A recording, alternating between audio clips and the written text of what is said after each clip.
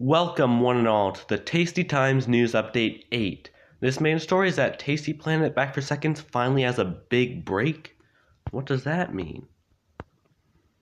Long before time had a name again, Tasty Planet Back for Seconds has always been the go-to speedrun for the Tasty Planet series. But why? First of all, it has the least RNG of all the games. It makes it easier and more rewarding to get faster times. It also shows the in-game time at the end of the level, something that Forever doesn't do for some reason. Second of all, it has a good speedrun support. It had an in-game timer where the final time was shown at the end of the level, better than Forever did, and had milliseconds, basically making no level possible to max. That's better than Final Bite. This meant that I had the best opportunity to speedrun. So what is happening? Why aren't people doing it? It all began with the passing observer. You know, the one in the 4th edition that sorted out the question if Mosaic Muncher was a Roman or Egyptian?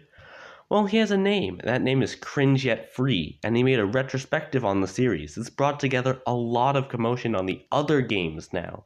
Seems everybody wants to make a world record progression these days, and I even made one about Lab 1 for Tasty Planet 1. And also, everybody just woke up one day and decided to speedrun Tasty Planet forever, like out of nowhere. It was pretty cool. So does that mean Back for Seconds is doomed? No, of course not. It still has 13 active players on speedrun.com, the most out of any Tasty Planet game. And the record still did happen this week. The least since the conception of the Tasty Time, sure, but still some. What are they exactly? Exploding Ants 1 player was beaten by Nestmaster GD on March 16th with a 40.97. This beat Can't Kill Me's 31 day 42.61 by 1.64 seconds. Nestmaster would avoid eating 3 pebbles at the bottom by getting extremely lucky with a lot of ants. He would then sophisticate the mushroom eating at the end to barely break the second barrier. Cat Consumption 1 player was beaten on March 17th, beating Can't Kill Me's 41.74 that lasted 32 days by 5.899 seconds with a 35.841.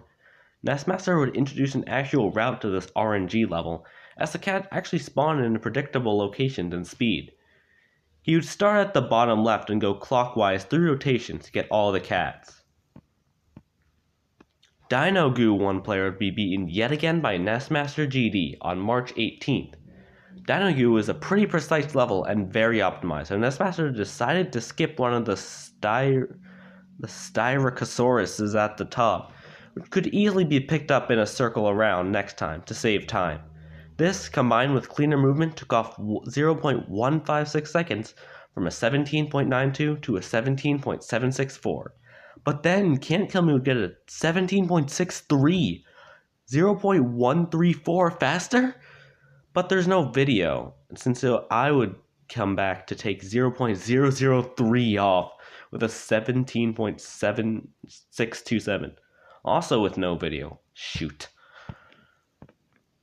But Can't Kill Me would take my Exploding Ants 1 player time down to sub 40 on March 18th with a 39.46, completely removing 1.51 seconds.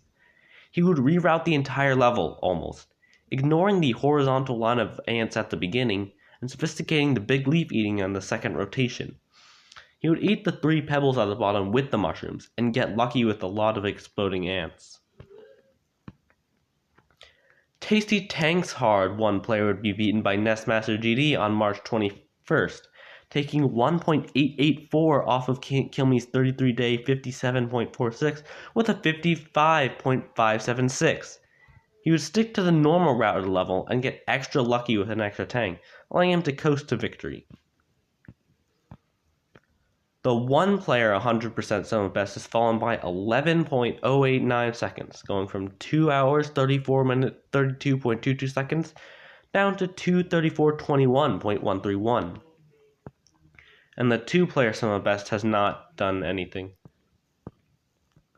For the longest lasting world records, of course, only activity was on the bonus levels, which are pretty recent. Can't Kill Me has fallen by around 3 or 4 records this week, and Nestmaster GD took all of them.